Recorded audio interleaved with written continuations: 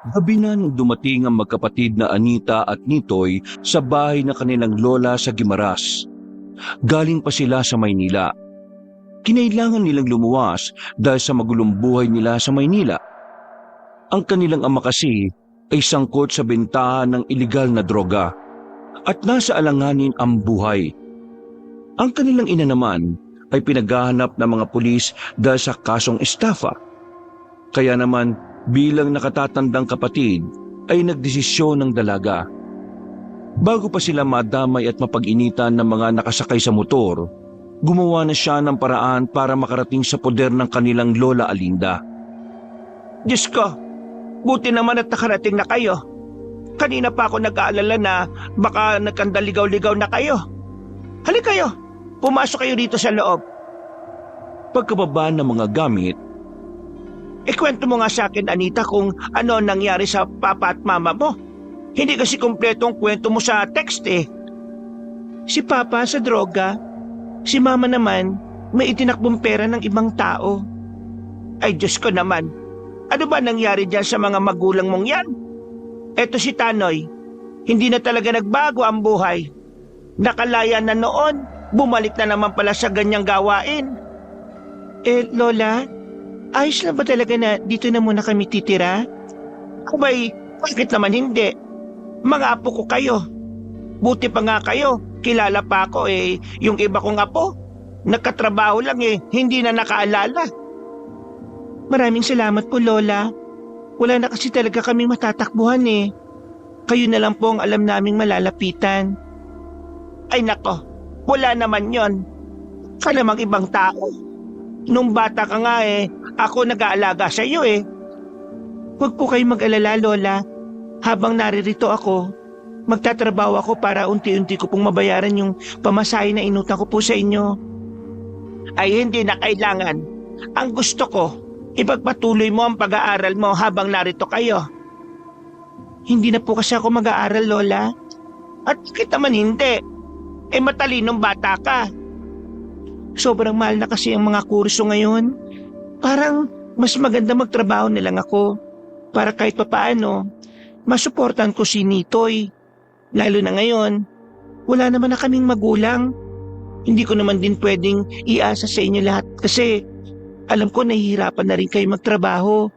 Kaya ang gusto ko sana makatulong ako sa inyo rito. Kung yan ang gusto mo at kung kakayanin mo naman bakit naman hindi? Kayo lang naman ang inaalala ko Maraming salamat po talaga, Lola. Babawi po ako sa inyo. Ay, saka mo na isipin yan. Nako, 9:00 na pala. Nagsikain na ba kayo? Kumain na kayo habang mainit pa yung naluto kong tinola. Naku, saktong-sakto. Hindi pa po kami nakain. Ay, teka. Ano ba tong kapatid mo? Bakit naman hindi man lang nagsasalita? Marunong na ba magsalita to o hindi? Nahihiya lang po yan sa inyo. Kasi ngayon lang po kayo nagkita Hay, Nitay. Huwag kang mahiya sa akin ha. Lola mo ko. Parang magulang mo na rin ako. Hello po, Lola. Nitoy po ang pangalan ko. Ayan. Marunong ka naman pala magsalita Akala ko naman hindi nakakapagsalita ang batang ito. natawa na lamang ang matandang si Alinda. Maya-maya lamang ay kumain na rin sila. Sabay-sabay sila sa hapagkainan. Kahit na papaano, naibsa ng kalungkutan ni Anita. Ngayong nasa poder na sila ng kanilang lola, pakiramdam ni Alinda ay may panibagong buhay silang bubuksan. Mabilis na lumipas sa mga araw. 1 linggo na kagad sila roon. Kahit na laking Maynila, kahit na papaano ay unti-unti na rin silang nasasanay sa paligid. Kung minsan ay may kinakausap na rin silang mga kalugar nila. Ate, bakit kanina ang daldal nung Ale? Ang dami niyang sinasabi tungkol sa atin. Sabi pa niya, ampun lang daw tayo ni Lola. Ay naku, huwag mong papansinin ang mga ganong uri ng tao. Mga wala lang silang magawa sa buhay. Chismosa ang tawag sa kanila. Kaya, hayaan mo na. Ang mahalaga, tayo. Wala tayong inaaping tao. Wala tayong tinatapakan. Ay, ate, may natapakan ako eh. May pambira ka naman. Hindi ka naman natingin sa tinaraanan mo eh. Nakatapa ka tuloy ng tae. Ate, kadiri, punasan mo. Halika dito. Doon tayo sa pusuhan. Hugasan natin ang paa mo. Nagmamadaling maglakad ang dalawa. Nang makarating na sila sa pusuhan sa bungad ng kanilang baryo, ay agad na hinugasan ni Anita ang paa ng kapatid. Habang naroon sila, nakatingin pa sa kanya ang ibang kalalakihan na naroon. Nakangiti na parabang hinuhubaran na siya sa tingin. Nakakaramdam na siya ng pagkailang, lalo na't ilang araw na rin niya yung nararanasan. Uy, mga mata nyo, tutusukin ko yan. Makatingin kayo parang ngayon na kayo nakakita ng babae ah. Magsilayas nga kayo rito sa pusuhan. Magsasapakin ko yung mga pagmumukha nyo eh. Humanga si Anita sa ginawang yon ng lalaki. Hindi niya inakala na may ganong lalaki pa pala sa lugar na yon. Ang akala niya kasi ay puro manyaki sa mga naroon. Tumingin sa kanya ang binata. Bagyang singkit ang mga mata nito. Aminado ang dalaga na gwapo rin naman yon. Kaya hindi niya yon maiwasang hindi tingnan. Tagasaan ka ba, miss? Diyan lang. Apo ko ni Alinda. Galing kami ng Maynila eh. 1 linggo pa lang kami rito. Sa susunod ayus-ayusin mo yung suot mo. Sa puntong ito ay nawala ang paghanga niya sa lalaki. Napalitan ito ng inis. Pakiramdam niya kasi ay siya pa ang sinisising may kasalanan kung bakit siya nabastos. Bakit? May problema ba sa suot ko? Maiksi ang suot mong short eh. Malamang sa malamang. May titingin talaga dyan sa'yo. At sisipulan ka talaga. Kasalanan ko ba kung bakit ako binastos? Oo. Kasi hindi mo inaayos ang suot mo. E di sinasabi mo pala na ako ang dapat mag-adjust para sa mga manyakis na yon? Para hindi ka mabastos, gumawa ka ng paraan para hindi ka mabastos. Ganun lang kasimple. Wala naman sa pananamit ng babae ang problema eh. Nasa utak niyong mga lalaki yan. Kasi kahit nga mga madre, nagagawang bastusin ng mga lalaki eh. Paano mo papaliwanag yon? Nakasuot na sila ng mahaba, pero binabastos pa rin. Ibig sabihin, kahit na anong suotin ng babae, kung talagang bastos ka. Hindi mga babae ang dapat mag-adjust sa pagiging manyakis sa mga kalalakihan. Dapat kayong mga lalaki ang simulang ayusin ng mga ugali nyo. Kasi kami mga babae ay hindi magdadamit para sa pantasya ng mga lalaki. Nagsusot kami ng mga gusto namin dahil doon kami mas nagiging komportable sa sarili namin. Ate, galit ka na ba? Di ako galit nito eh. Hugasan mo na yung paa mo na puro tae. Oo, kalma. Di naman ako nakikipag-away eh. Yung pag-iisip mo kasi baluktot.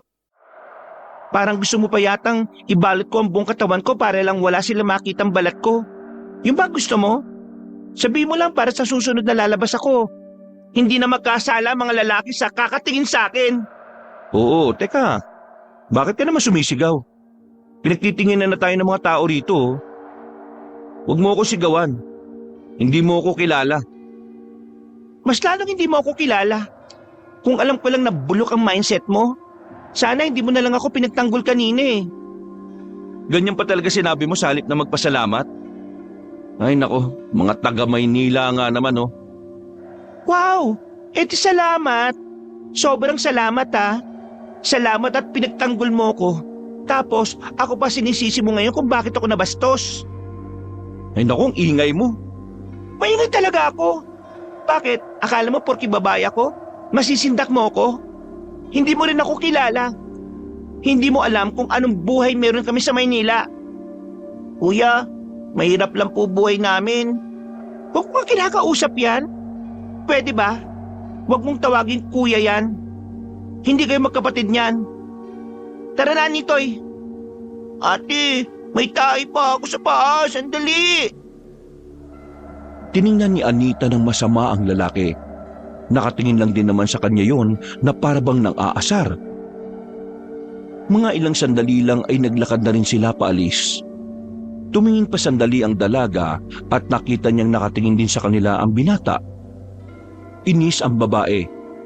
Akala niya kasi ay hahanga na talaga siya roon. Pero hindi pala. Iba ang naisip niyang ugali ng binata sa kung anuman ang ipinakita nito. Ate, bakit ba galit na galit ka kanina? Kilala mo ba yun? Hindi. Meron lang akong ipinaglalaban na karapatan ng mga babae.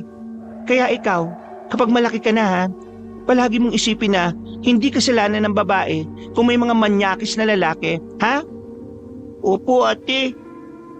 Mabuti naman at nakikinig ka sa akin. Pero ate, mukha naman siyang mabait eh. Bakit mo siya sinigawan? Naku, huwag na natin pag-usapan yan. Ang mabuti pa, bilisan mo maglakad kasi may tira-tirang tae pa dyan sa tsinelas mo. Pambira kang bata ka oh. Nang makarating na sila sa bahay nila, ay dali-daling nagtungo ang batang si Nitoy sa banyo. Naabutan naman nila ang kanilang lola na may kinukuha sa silong ng bahay. Nilapitan naman ito agad ni Anita. La, anong hinuhugot niyo dyan? Kinukuha ko lang yung mga tuyong kawayan dito sa ilalim. Para bukas ng umaga magsasalang na lang ako. Ako na po magsisibak. Marunong ka ba? Opo, naturuan naman ako ni Mama. Sa Maynila kasi, kapag wala na kaming gasol, nakakahoy na lang kami. Ang dami mo talagang kayang gawin, Apo. Kumusta naman ang lakad nyo kanina ng kapatid mo? Nakapag-enroll na po si Nitoy. Kami pa lang po ang naka-enroll Sobrang aga. 2 buwan pa pala bago ang pasukan. Mas maganda ngang mas maaga kayo sa oras kaysa namang pahuli-huli pa kayo. Tinulungan na ni Anita matanda sa pagsisibak ng kahoy. Pagkatapos ay maayos naman niyang naisalansan ang mga nasibak na kawayan. Pagsapit naman ng kinahapunan, naglaban naman ang babae. Ang dami niyang pinagkakaabalahan kahit nasa bahay lamang siya. Ayaw na kasi niyang pakilusin pa ang lola nila, lalo na kung katatapos lang nitong magtrabaho. Dala ang 2 balde. Lumabas siya ng bakuran. Pupunta siya sa ilog para kumuha ng tubig. Wala naman kasi silang sariling linya ng tubig. Hindi rin naman sila nakapag-igib basta-basta sa kapitbahay dahil may oras lamang ang pag-iigib.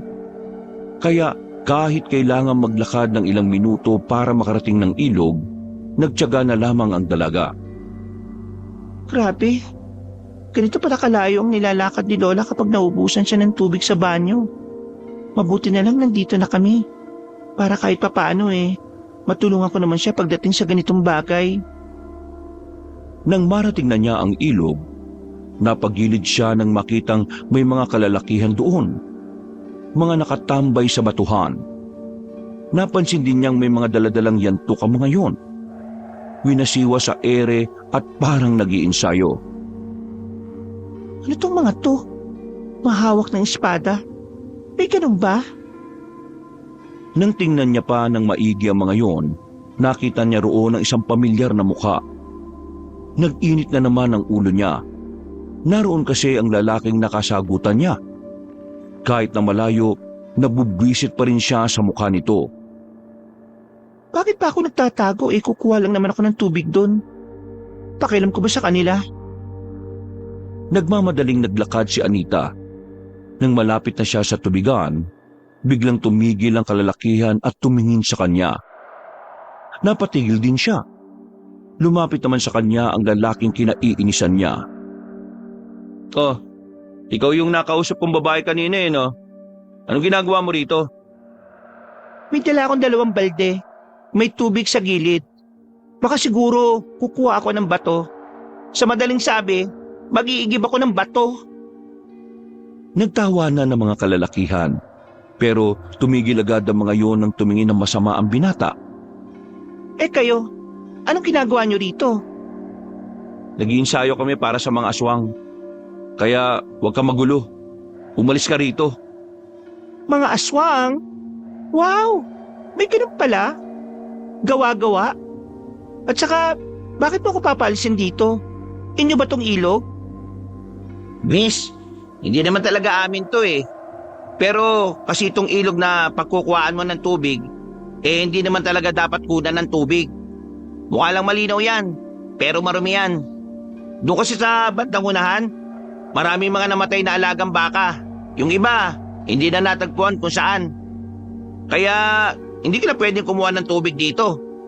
Dahil sa mga bangkay na baka na di na natagpuan. Baka mangati kayo kapag ginamit nyo yan. Kung gusto mo ng malinis na tubig, doon, sa kabilang ilog. Hindi dito. Sa kabila? Oo. Nakadaan ka na ba sa barangay? Sa likuran ng barangay ka dumaan. Dumiretso ka lang at may makikita ka mga tao na nandun. Sa loob nun, ilog na. Maraming nag-iigib doon. Noong mga sandaling yon, tila nakaramdam ng hiya ang dalaga. Parang gusto na lang niyang magtago sa ilalim ng lupa. Tumalikod na siya kaagad, pero may pahabol pa na sinabi ang binatang si Benjamin. Ganyan ba talaga ang mga babae? Panay putak? Kahit wala namang alam? Pare, hayaan mo na, huwag mo na patulan. Hindi na lamang sumagot ang babaeng si Anita. Agad na rin siyang naglakad at hindi na lumingon pa.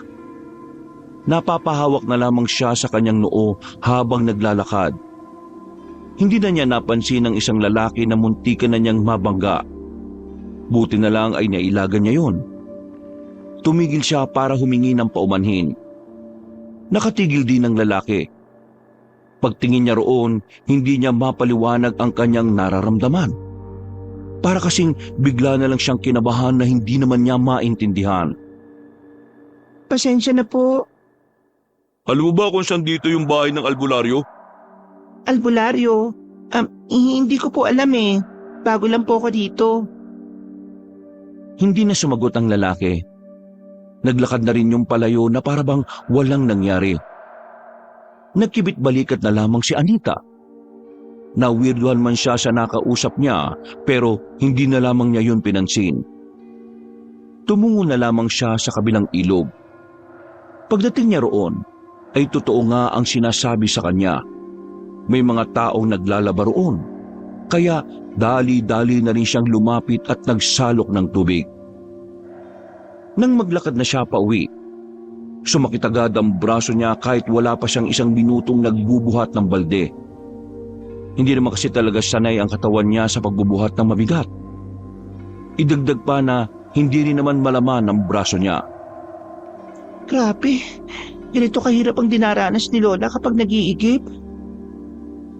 Nang bubuhatin na sana niya ulit ang balde, isang lalaki ang nakasalubong niya. Nakangiti pa yon nang makita siya. Tumigil yon sa harapan niya at tumingin sa bitbit niyang dalawang balde. Ikaw yung kanina, di ba? Buti na lang may nakalimutan ako sa bahay kaya nakita kita ngayon. Akin na, tulungan na kita. Ha? Hindi na. Hindi naman tayo magkakilala eh. David nga pala. Ha? Sabi mo hindi tayo magkakilala eh. Kaya yan, magpakilala tayo sa isa't isa para pwede na kitang tulungan. Anita nga pala. Apo ka ni Aling Alinda, di ba? O sige, ihatid na kita. Ako na magbubuhat. Naku, hindi na. Nakakaya naman. Alam mo, si Benjamin talaga ang gumagawa ng ganito. Kaso, abala siya eh. Tinuturuan niya kasi yung mga bagong miyembro. Kaya ako na lang muna. Wala nang nagawa pang dalaga ng buhatin na ni David ang dalawang balde. Sumunod na lamang din siya sa paglalakad. Nakakaramdam ng pagkahiya. Pero para mabawasan yon, ay sinubukan na lamang niyang magbukas ng usapan. Bagong miyembro? Anong klaseng samahan ba meron kayo? Mga ano ba kayo? Mga kasali sa frat? Frat? Hindi ah. Mga samahan kami na tumutugis sa mga aswang. Mga alin? Mga aswang. Alam mo ba yung aswang? Oo, alam ko yun. Palagi ko napapanood sa horror yun eh. Pero totoo ba yung mga aswang na yun? Hindi naman kami bubuo ng samahan kung alam naming haka-haka lang. Wala naman kasing ganyan sa Maynila eh. Malay ko ba kung gawa-gawa lang yun ng mga matatanda? Gusto mo bang makakita ng aswang para maniwala ka? Ha? O di, takot ka rin makakita ng aswang. Kasi sa isip mo, totoo sila. Napapailing na lamang si Anita. Hindi na niya pinatulan pa ang usapan na yon dahil hindi na rin naman niya alam ang sasabihin. Makalipas ang ilang sandali, nakarating na rin sila sa kanilang bahay. Ipinasok pa ni David ang 2 balde ng tubig sa banyo nila. Nako, maraming salamat David. Pasensya ka na't naabala ka pa ha. Ay, wala naman pong problema yon, Aling Linda. Naawa ko sa kanya kasi ang liliit ng braso niya tapos ang bigat-bigat ang binubuhat. Nako, salamat talaga. Hayaan mo sa susunod, patatambayin ko kayo rito kapag nakagawa na ako ng tablay at puto. Yun! Pero alis po muna ako. May ensayo pa po kami. Anita, mauna na ako ha. Ngumiti na lamang ang babae. Kumuway pa si David ng makalayo na ito. Pagpasok naman nila sa bahay, hindi na naiwasan ni Anita na magtanong sa kanyang lola. Lola, kilala mo ba yung Benjamin? Oo, si Benjamin.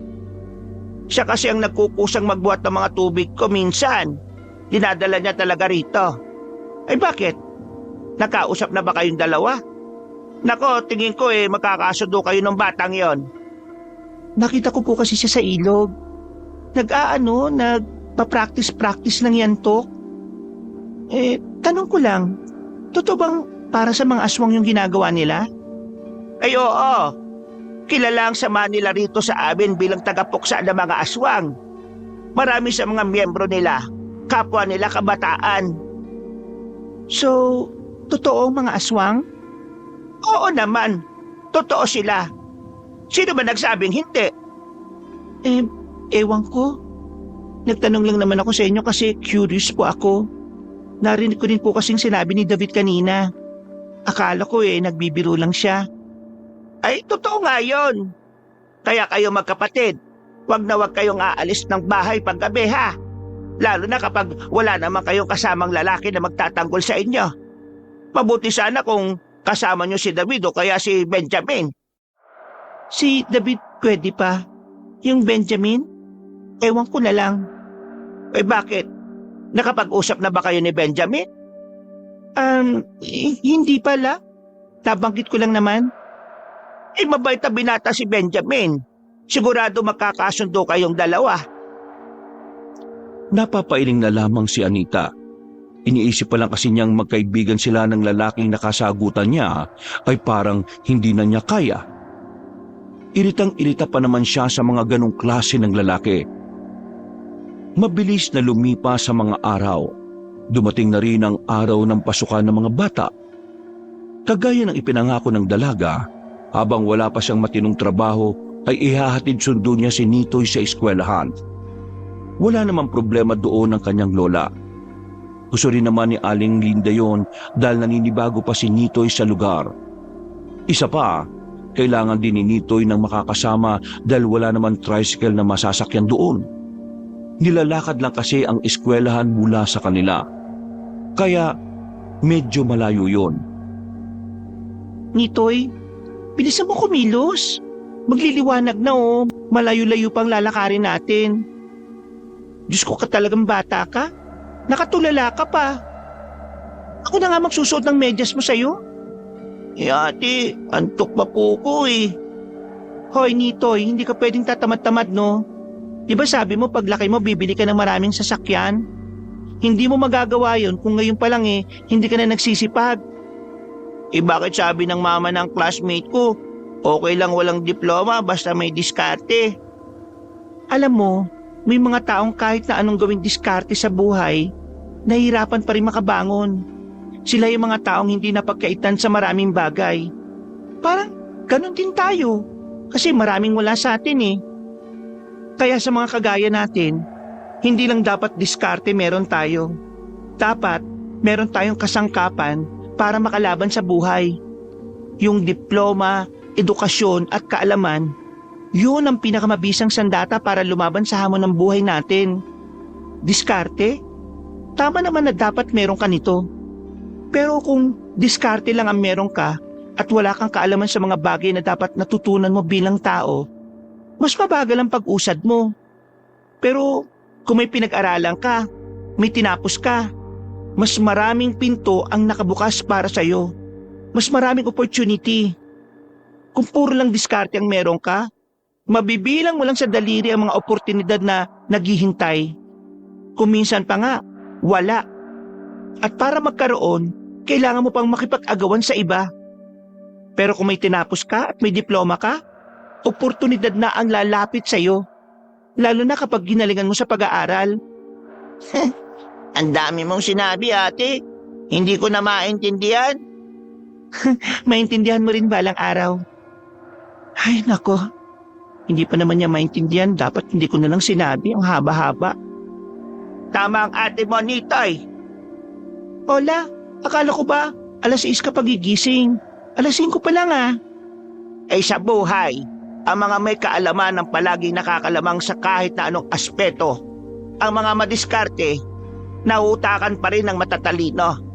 Ang diskarte walang silbi kung palaging kaagapay lang nito'y damdamin mo bilang mahirap. Kagaya na lamang ng nangyayari sa bansa natin ngayon. Lahat ng matatalinong politiko, sila pa ang nanlalamang sa mga kababayan nila. Alam mo kung paano nila nagagawa yon? Ha, Nitoy? Dumidiskarte sila gamit ang mga napag-aralan nila at tinahaluan nila yon ng kasamaan na nagre-resulta ng kasakiman. Kaya ikaw ha, kung sakali mang magtatagumpay ka balang araw, gamitin mo ang mga nalalaman mo sa kabutihan. Mas iniaangat ng Diyos sa mga taong mabubuti, nagpapakumbaba. Lola naman, mas mahirap intindihin yung sinabi nyo. Masyado pa siyang bata la. Hindi lang naman yon para kay Nitoy eh. Para rin sa'yo yon, Anita. Kapag nagkaroon ka ng pagkakataon, mag-aral ka. Ayokong dumating ang araw na maloko ka ng mga taong may mas nalalaman kaysa sa'yo. Tumungo na lamang si Anita. Batid niyang may punto ang kanyang lola. Sadyang hindi niya lang talaga maisip na isingit ang pag-aaral sa sitwasyon niya. Nasa punto na rin kasi siya ng kanyang buhay na mas uunahin na niya ang kapatid kaysa sa sariling pangarap. Maya-maya lang ay umalis na rin ang magkapatid. Madilim-dilim pa ang paligid. Ganito palagi ang oras ng kanilang alis para hindi sila malate. Marami pa rin kasi silang mga daraanan. May mga nakakasabay naman sila sa kanilang paglalakad kaya kahit na papaano, hindi naman sila nababahala sa daan. Pero sa mga sandaling ito, nagtataka sila kung bakit wala man lang silang nakikitang ibang naglalakad. Ate, bakit wala tayong kasabay? May pasok ba talaga o wala? May pasok. Wala namang balita sa radyo na wala eh. Ikaw talaga? Pinapanalangin mo talaga mawala ng pasok ka, no? Nagtatanong lang naman ako, ate. Nagtataka po kasi ako bakit walang naglalakad na iba eh. Eh baka kasi masyado tayong maaga. Di ba kasi minsan, pasikat na ang araw kapag naglalakad tayo rito? Bakit ba kasi ate sobrang aga natin palagi? Ay nako, mas maganda na maaga ka kaysa late ka. Habang naglalakad silang dalawa, meron silang napansin na isang lalaki na nakatayo sa gilid ng daan sa ilalim ng poste ng ilaw. Nakaramdam ng pagkabahala ang dalaga. Hinawakan na niya kagad si Nitoy. Nang makalapit sila, pasimple niyang tiningnan ng lalaki. Namukhaan niya ito. Sa pagkakatanda niya, ito ang lalaking nagtanong sa kanya tungkol sa hinahanap na albularyo. Nagtama ang kanilang paningin, pero agad din naman niyang itinuon ng tingin sa ibang direksyon. Ate, kilala mo ba yun? Bakit ko naman makikilala yun eh? Hindi naman ako kumakausap sa ibang lalaki, maliban na lang kay David. Eh nakatingin kasi sa'yo, ate. May gusto yata siya sa'yo. Ate, maganda ka ba talaga? Bakit maraming tumitingin sa'yo? Ay naku, tumigil ka na nga. Iyan ka na naman eh. Ituon mo na lang ang atensyon mo sa paglalakad. Baka mamaya may mumurito. Nakaramdam ng takot ang batang lalaki nang sabihin niyo ni Anita. Nanahimik na ito at tumigpit ang pagkakahawak sa kamay ng dalaga.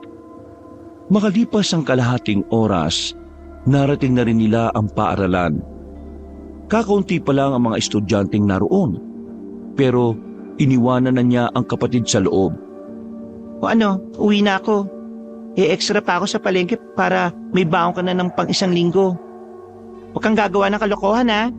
At huwag kang aalis sa school mamaya dahil susunduin kita. Opo ate. Naglakad na rin papasok ang bata. Bumuntong hininga naman si Anita.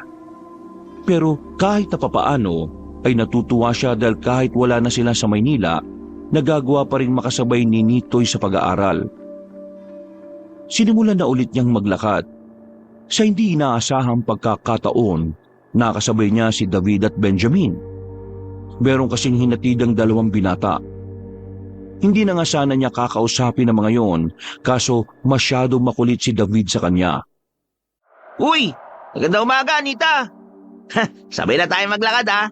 Naghatid ka rin kay Nitoy ano? Oo.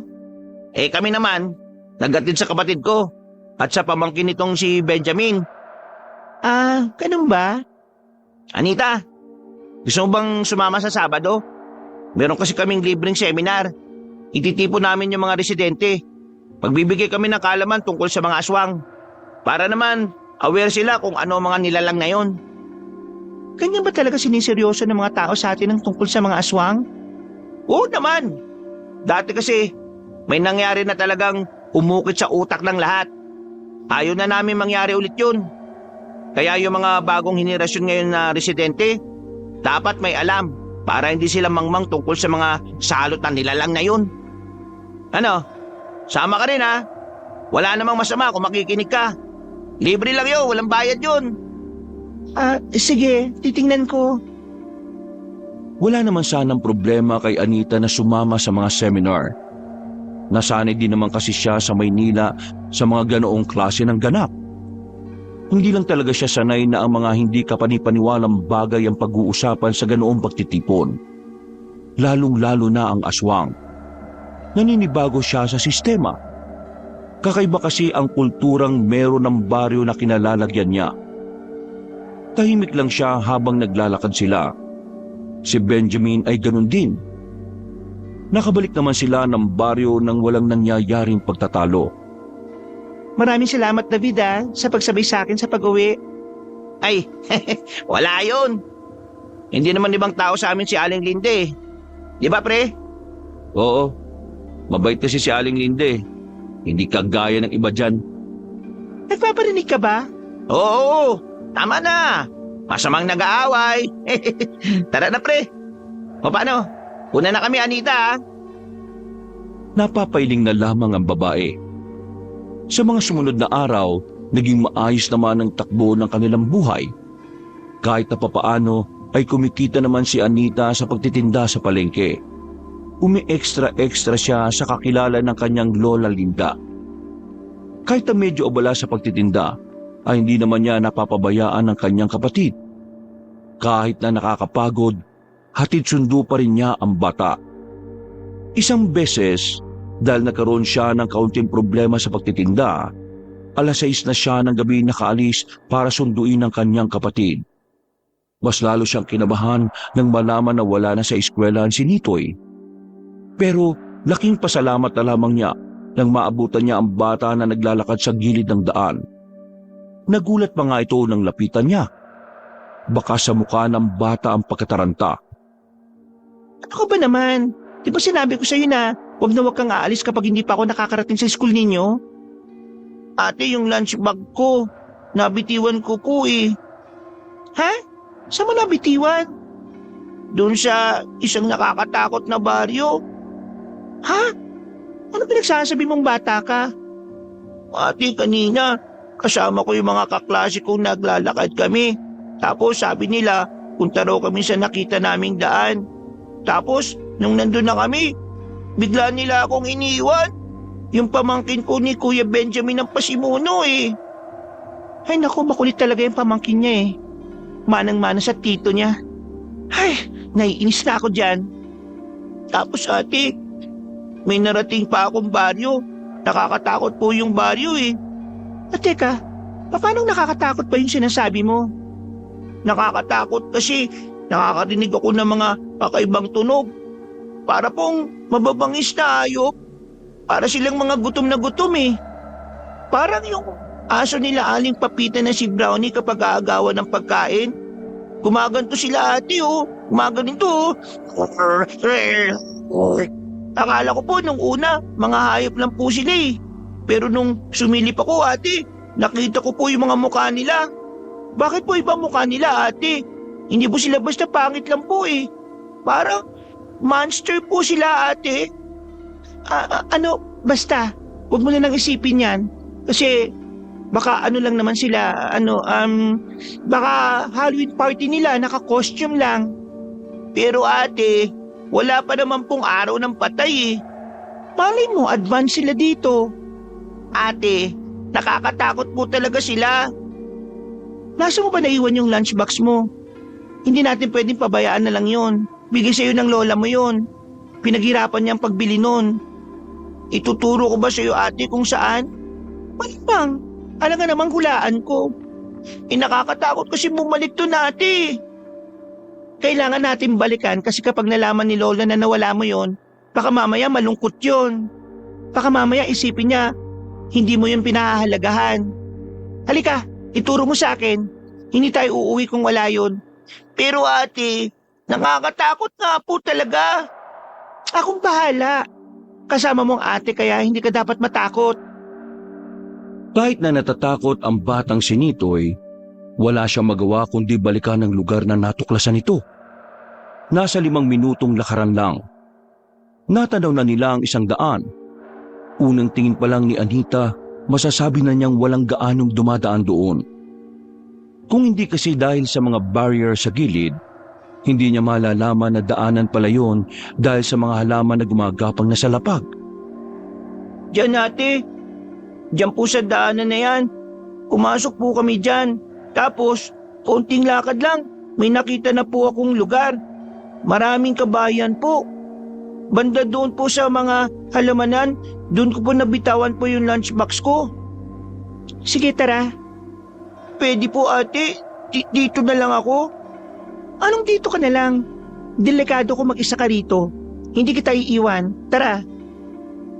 Kumamot na lamang sa ulo ang batang si Nitoy. Wala na itong nagawa ng tumbukin na nila ang daan. Mga ilang sandali lang, nakita na nga nila ang lunchbox ni Nitoy. Pero kasabay nito, nakita rin ni Anita ang sinasabi ng kanyang kapatid. Dito na niya napatunayan na totoong lugar na yon. Wala siyang naririnig na mga angel, pero meron siyang mga nakikitang tao na kakaiba kumpara sa kanila. Dahil medyo maliwanag sa lugar na yon, dulot ng naglalakihang sulo, nakita niya ang kakaibang mukha ng mga naroon. Napatakip siya ng bibig. Kahit siya, hindi rin alam kung ano ang gagawin. Ikinalma niya ang kanyang sarili. Nang makakuha na ng tamang pagkakataon, hinila na niya ang kapatid at dali-dali na silang umalis doon.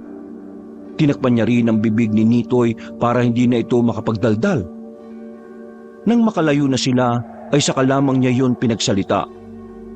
Sabi ko naman sa inyo ate, totoo yung mga nakita ko.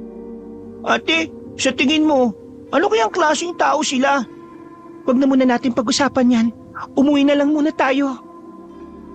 Nagtindigan na ang balahibo ni Anita noong mga sandaling yon.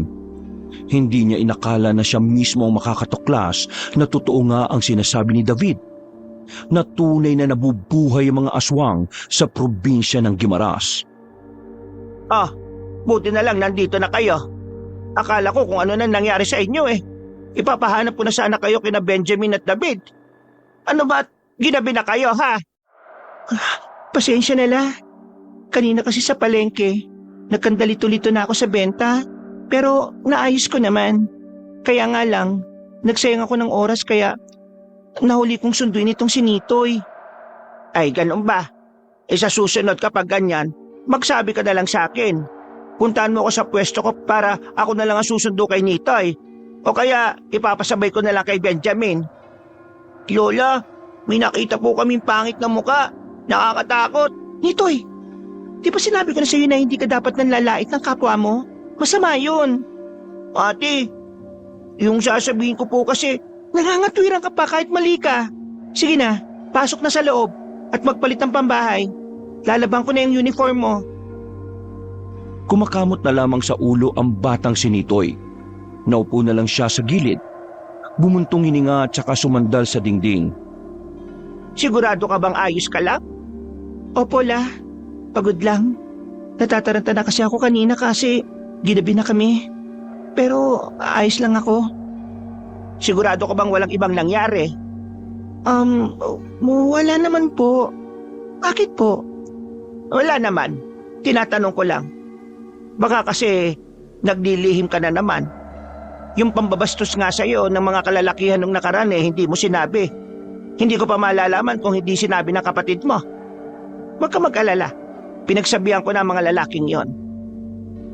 Tumango na lamang si Anita, pero ang totoo ay hindi naman yon ang iniisip niya. Ang tanging nakasiksik sa utak niya nung gabing yon ay ang aswang.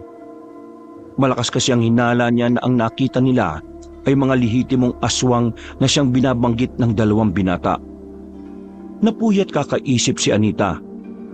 Buti na lang din ay Sabado kinabukasan at wala rin mampasok ang dalaga. Ganon din si Nitoy. Bandang 7:00, kung kailan siya dinalaw ng antok, saka naman umingay sa kanilang lugar. Okasyon dito, okasyon doon. Kaya kahit gusto na niyang matulog, mananatili siyang mulat habang tinitiis ang tinig ng mga nagkakantahan. O Anita, aalis na muna ako ha. Marami kasi nagpapalinis ng kuko sa bayan mga amiga ko. Papatusin ko na lang kasi sayang naman. Sige po, La. Mag-ingat po kayo. Ako na po bahala rito sa bahay.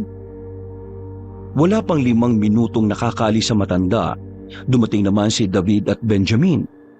Agad na nag-init ang ulo ni Anita nang makita si Benjamin dahil naalala niya ang ginawa ng pamangkin nito. Nilapitan niya si Benjamin na dapat sana ay maghahatid lang ng kamuting kahoy kay Aling Linda. Ito na yung kamuting kahoy na binili ni Aling. Hoy! Benjamin! Pagsabihan mo yung pamangkin mong si Buknoy Isinama nila ang kapatid ko sa liblib na lugar tapos bigla nilang iniwan. Pamangkin mo may pakana daw nun. Buti na lang nabutan ko si Nitoy sa daan. Paano kung hindi? Dinaligaw na ang kapatid ko. Wala bang magulang ang pamangkin mo para turuan ng mabuting asal? Wala naman akong alam sa nangyari. Sige, susubukan kong kausapin. At oo, walang magulang si Buknoy. Matagal nang patay. Sanggol pa lang siya. Kaya kung ano man ang ginawa ng pamangkin ko sa kapatid mo, humihingi ako ng paumanhin. Makulit at sutil talaga yan si Buknoy Kaming magkakapatid lang kasi ang nagpalaki sa kanya. Hindi naman kami magulang kaya wala kaming ideya kung paano magpalaki na maayos. Hindi kaagad nakapagsalita si Anita. Buong akala niya kasi ay makikipagtalo pa si Benjamin sa kanya. Alam niya kasing ma-pride ang lalaki. Pero nung umagang yon, tila nagbago ang ihip ng hangin. Hindi man lang pumalag si Benjamin.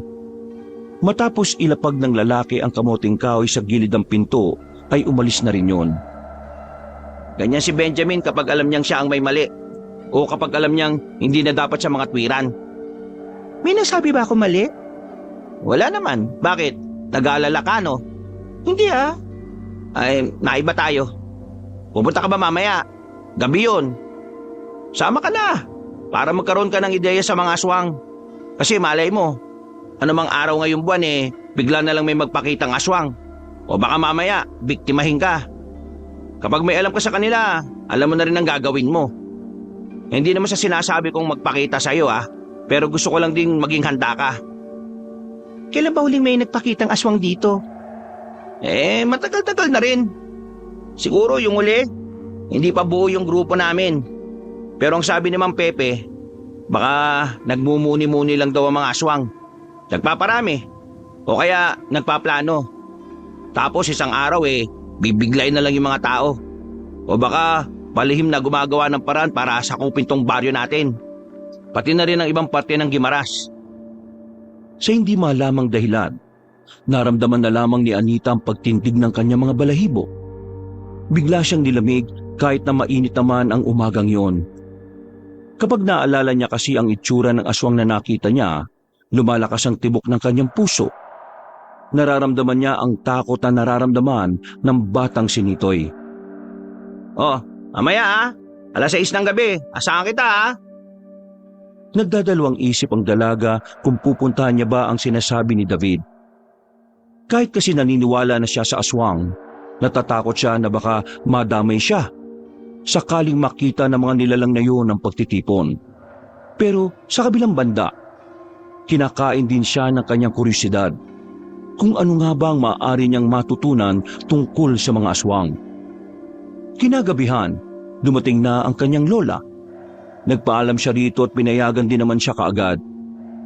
Mataas kasi ang tiwala na matanda sa dalawang lalaki. Pati na rin sa samahan na kinabibilangan ng mga yon. Magpatid ka na lang sa kanila kapag medyo alanganing oras na kayo natapos, ha? Hindi na lang. Baka saglit lang din naman yon. Nakakaya naman kasi sa kanila kasi baka maabala ko pa. Ang sabihin mo, ate, galit kayo lang. Sige na po, La. Mauna na po ako. Bago siya lumabas ng kanilang bakuran, ay tinapunan niya pa ng masamang tingin ng kanyang bunsong kapatid.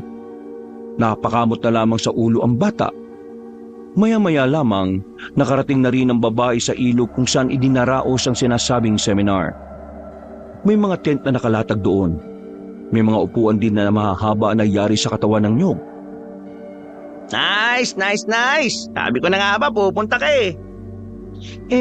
Curious lang din naman ako kung anong meron sa mga alam mo na, aswang-aswang. Marami ka matututunan dito. Pero, uy pare, hindi ka man lang bababati na magandang gabi kay Anita? Ano naman ang maganda sa gabi? Nasa harapan mo na, hindi mo pa makita? Oops, tama na. Baka mag-away na naman kayo eh. Ay nako, para talaga kayong aso't pusa. Sa ganyan nagkatuluyan ng lolo't lola ko eh. Kaso, 1 buwan pa lang sila eh, na-aksidente na sila sa motor. Gawa-gawa ka ng kwento. Buhay pa si Mang Topper at si Aling Nilda hanggang ngayon. Wala na ako sinabing namatay ah. Sabi ko na-aksidente lang. Tapos, nagkatuluyan pa rin. O tara na, tama na daldal. O Anita, dito ka maupo. Sunod ka sa akin. Inirapan pa ni Anita ang lalaking si Benjamin at saka umupo na rin sa bandang gilid. Nagsimula ang pagsasalita nila David sa harapan. Unang paksa pa lang ay naintrigan agad ang babae. Pero habang tumatagal ay unti-unti na rin siyang nagiging interesado. Dahil dito, pumapasok na sa utak niya ang lahat ng sinasabi ng mga binata. Isa sa mga natutunan niya sa mga aswang na talagang nagdulot ng kaba sa kanya ay ang kakayahan ng mga aswang na mag-anyong normal na tao. Nagiging tamang hinala na tuloy siya. Iniisip niya na sa dami ng tao na nakakahalubilo niya, maaaring isa na roon ay aswang. Makalipas ang 2 oras, natapos na rin ang pagtitipon. Masaya si Anita sa mga nalaman niya. Pero may halo pa rin itong pangamba dahil na rin alam niyang totoo talaga ang mga nilalang na yon. Palis na siya nang lapitan siya ni Benjamin. Hindi na sana niya papansinin yon pero meron itong iniabot sa kanya. Ano yan? Pulseras. Binibigay namin ito sa mga dumadalo sa mga ganitong pagtitipon namin. Sila meron na. Mga lagi kasi silang nandito eh. Ikaw, bago ka pa lang kaya bibigyan ka rin namin. Ang dami ko ng pulsera sa bahay eh. Hindi to basta pulseras. Proteksyon to sa mga aswang. Pwede maging proteksyon ng pulsera sa mga aswang? Sabi ko na eh. Di ka nakikinig kanina eh. Ang sabi lang kasi kanina, kwintas ang ginagamit na pangontra. Ang sabi kanina, kahit anong alahas ay pwedeng gawing proteksyon. Sige na, tanggapin mo na. Dami pang dada eh. Ano naman epekto nito sa mga aswang? Kahit malapitan kanila, hindi kanila mahahawakan. Kapag nahawakan kanila ng suot mo yan, makakaramdam sila ng matinding sakit ng ulo. We, hindi nga. Ay naku, bahala ka na nga sa buhay mo. Suotin mo kung gusto mo. Pero mas maganda na huwag mo nalang gamitin. Para kapag inatake ka balang araw, saka mo lang malalaman kung ano yung halaga niyan. Napangisi na lamang si Benjamin at naglakad na rin ito palayo. Hindi na lang din yun inintindi pa ng dalaga. Dali-dali na rin siyang umuwi. Isinuot na lang din niya ang pulseras. Katwiran niya, wala namang mawawala kung maniniwala siyang gumagana ngayon kontra sa mga aswang. 5 araw pa ang dumaan. Wala naman nangyaring kakaiba. Payapa pa rin ang buhay ni Anita. walang aswang na nagpaparamdam. Sa isip-isip niya noon, baka masyado lang siyang nag-iisip. Nakakatulog na rin siya na maayos. Hindi na rin siya nababahala sa tuwing maglalakad silang dalawang magkapatid ng alas 5 ng umaga. Anita, apo, may gagawin ka ba ngayong hapon na ito? Wala naman po la. Umuwi na nga ako kagad kasi ang tumal ng benta sa palengke. Eh kung ganun pala, pwedeng ikaw na lang munang kumuha ng utang ni Milagros. Masakit kasi ang paa ko ngayon eh. Ipapahinga ko na muna. Milagros? Yung pinuntahan natin nung nakaraan sa kabilang baryo? Oo, siya nga. Kilala ka rin naman nun. Sabihin mo lang, ikaw ang tatanggap. Ang sabi sa akin kaninang umaga ngayong hapon daw siya magbabayad. Sayang din yon. Sige po, wala namang problema la. Pwedeng umalis na rin ako ngayon para hindi ako gabihin.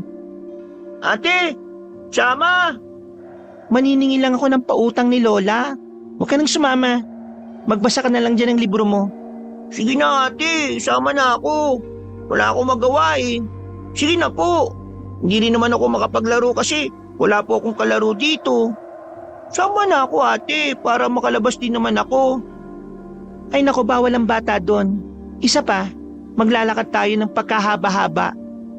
Lola, sama ako la. Sige na la, sabihin mo kay ate sama ako. Ay naka, sige na. Isama mo na ang isang ito. Kawawa naman eh. Nabuburyo din kasi dito sa bahay natin yan.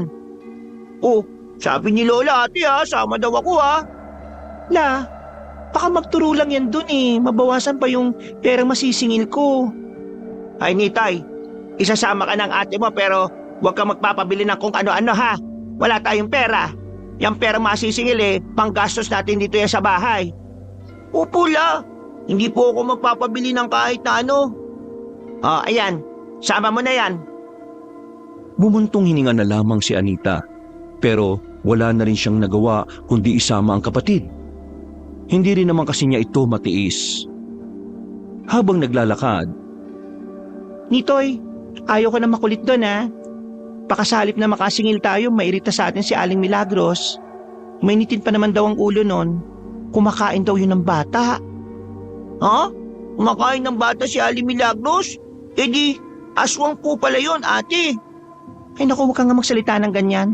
Baka mamaya may makarinig sa'yo at isipin totoo yung sinasabi mo. Sabi mo po kasi aswang siya eh. Ang aswang po kasi kumakain po ng bata eh. Oh, saan mo naman nalaman yan? Kay Bukloy po. Narinig daw niya kasi kay Kuya Benjamin na yung mga aswang daw po ay kumakain ng tao. Totoo po ba talaga yun, ate? sandaling napaisip si Anita. Narinig din kasi niya ang tungkol doon nang dumalo siya sa pagtitipon. Kahit na alam niyang maaaring posible nga yon, hindi naman niya basta na lang paniwalain ang bata sa bagay na yon. Hindi niya gustong yun na lamang palagi ang iniisip ni Nitoy. Ate, narinig mo ba ako? Oo, narinig kita. Pero wag mo nang isipin yung ganung bagay, no? Hindi kasi naman totoo yun eh. Pero ate, sabay nating nakita na totoo yung mga Ang kulit mo! Magmula ngayon, Nitoy ayaw ko nang naririnig sa bibig mo yung tungkol sa mga aswang-aswang na yan. Naintindihan mo ba ako? bakit naman po ate? Naintindihan mo ba ako? Sumagot ka. Opo ate. Nanahimik na ang batang si Nitoy noong mga sandaling yon. Nakarating naman sila ng kabilang baryo na wala nang narinig si Anita na salitang aswang mula sa kapatid. Nasingil din nila si Aling Milagros ng walang kahirap-hirap. Sa katunayan, hinihintay din pala silang dumating na matanda. Ate, bakit kanina si Aling Milagros? Ang baliktad yung damit. Pampira ka talagang bata ka. Dami-dami mong napapansin. Ate, papagod na akong maglakad eh. Pwede bang magpahinga na lang muna tayo sandali? Doon oh. Tinuro ni Nitoy ang isang lumang kubo na nasa ilalim ng mga punong mangga. Napapailing na lamang din si Anita. Inaasahan na kasi niyang magrereklamo na rin ang bata. Pero hindi nakala ni Anita na ang pagpapahinga na yun pala ang simula ng kanilang magiging kalbaryo. Ate, mabait naman sa akin si Kuya Benjamin. Mas mabait pa nga siya kay Kuya David eh. Masyado ka pang bata, Nitoy. Hindi ka pa marunong kumilatis ng tao. Nasasabi mo yan kasi akala mo porke naging mabait sa'yo ng isang beses eh, totoong mabait na siya. Kahit sino, kayang-kayang magpanggap. Eh bakit naman po siya magpapanggap na mabait sa akin? Sino po ba ako sa kanya? Aba, ewan ko sa kanya. Bakit hindi mo siya tanungin? Sige ate, kapag nakita ko siya, tatanungin ko po siya. Ay, Diyos ko. Kapatid nga kita. Ate, tingnan mo yun oh. Tingnan mo ate. May mga nakaitim po. Tinuro ni Nitoy ang grupo ng mga tao na hindi naman kalayuan sa kanila. Pumasok ang mga yun sa loob ng kagubatan. Sa hindi inaasahan na pagkakataon, biglang tumakbo ang batang si Nitoy patungo roon. Nataranta naman ng dalaga kaya wala itong nagawa kundi ang sundan ng kanyang kapatid. Nang makalapit na sila roon, agad niyang dinakma si Nitoy at tinakpan ang bibig nito. Pasaway ka talaga kahit na kailan. Nakakainis ka talaga. Shh! Ate, huwag ka maingay. Baka marinig tayo. Marahang sumilip si Anita sa halamanan. Nakita niya ang mga nakaitim na naglalakad patungo sa iisang direksyon. Walang kamalay-malay ang mga yon na nasa paligid ang magkapatid. Noong mga sandaling yon, malakas ang tibok ng puso ni Anita. Parang nanghihina rin ang kanyang tuhod sa sobrang kaba. Hinilan na niya ang kapatid niya para sana umalis na lang. Ang kaso nga lang, sumabit ang short ni Nitoy sa sanga ng halaman. Nawarak ang short. Nakita ang pisngi ng puwet ng bata kaya umiyak ito. Tila nakalimutan na nasa alanganing sitwasyon silang dalawa. Mabilis na tinakpan ni Anita ang bibig ng kapatid. Pero huli na ang lahat. Nang tingnan ni Anita ang nakaitim, nakadako na ang tingin ng mga yun sa kanila. Kaya naman agad na binuhat ng dalaga ang bata kahit medyo mabigat yun. Tumakbo sila ng mabilis. Narinig na rin nila ang paghabol sa kanila. Nakakainis ka talaga kahit na kailan. Ikaw kaya umila sa akin. Sira na tuloy yung paborito kong short eh. Pwede mo manahimik ka? Ang bigat-bigat mo. Nagawa nilang taguan ng mga humahabol sa kanila. Kaya nga lang, hindi na sila nakabalik sa dinaanan nila nung una dahil sa taranta. Tahimik lamang ang magkapatid habang nagtatago. Tila naririnig na ni Anita ang kabog ng kanyang dibdib sa sobrang kaba. Maya-maya pa, nakita nilang lumagpas na ang mga humahabol sa kanila. Sa puntong yon, nasiguro na nga ng dalaga na aswang ang mga nakaitim. Narinig niya kasing umaangil ang mga yon na parabang gutom na gutom. Tumingin ang dalaga sa itaas. Malapit nang gumabi. Didilim na ang buong paligid. Bagay na mas lalong nagpakaba sa kanya. Hindi niya pa alam kung papaano sila makababalik. Muli silang lumabas sa pag-aakalang hindi na sila makikita ng mga aswang. Ngunit hindi pa man sila nakakalayo. Nakasalubong na nila ang mga nilalang. Napayakap na lamang ang batang si Nitoy sa hita ng kanyang ate. Lalong naiyak ang bata. Nakalimutan na nitong nakalabas ang kaliwang pisngi ng puwet nito dahil sa nararamdamang takot. At kakainin na nila tayo. Huwag ka matakot. Ako bahala. Sige, subukan nilang lumapit. Huwag patay sa inyo. Sige! Dinampot ng babae ang sanga sa gilid. Pero dahil manipis lamang yon, naputo lang din ito pagkapalo niya sa isa. Umangil ang aswang na lalong kinatakot nilang dalawa. Sa mga oras na ito, sinubukan na lamang nilang magdasal sa pagbabaka sakaling merong mangyaring himala. Hahawakan na sana sila ng aswang pero napansin ni Anita na hindi na yun lumapit. Nakatingin lang ang mga aswang sa kamay niya, partikular sa pulseras na kanyang suot-suot. Dito na niya napagtantong totoo ngang gumagana ang proteksyon na yon. Ang kaso nga lang, nakaisip pa rin ang mga aswang para dalhin sila. Naglabas ng patalim ang mga yon. Akmang ipupukol na ng mga aswang ang mga hawak na kutsilyo nang biglang dumating ang grupo nila Benjamin. Hawak ang mga itak, pinagtatatagan nila ang mga aswang. Tinakpan na lamang ni Anita ang mga mata ng kanyang kapatid.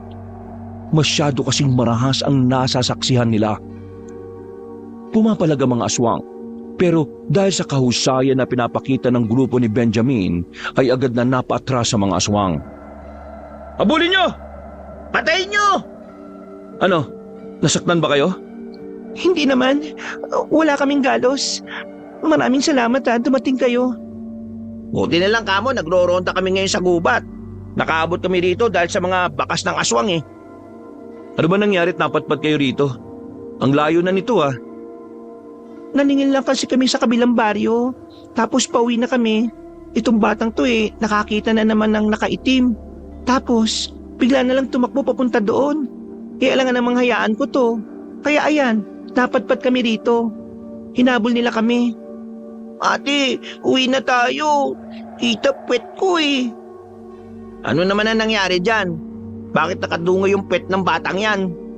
Ipagila ko kasi sa kanya kanina para tumakas. Sumabit yung short niya sa sanga. Nako, hirap niyan. O ito, takpan mo muna ng polo ko. Baka mahamugan yung puwet mo. Sabi ko si Yuti, mas mabait si Kuya Benjamin kaysa kay Kuya David eh. Tingnan mo nga nakasal pa ako ni Kuya David. Natawa na lamang ang binata ng mga sandaling yon. Maya-maya lang din ay nakabalik na ang kanilang mga kasama. Hindi na naabutan ng mga yon ng mga aswang. Kaya naman minabuti na lamang nilang umuwi.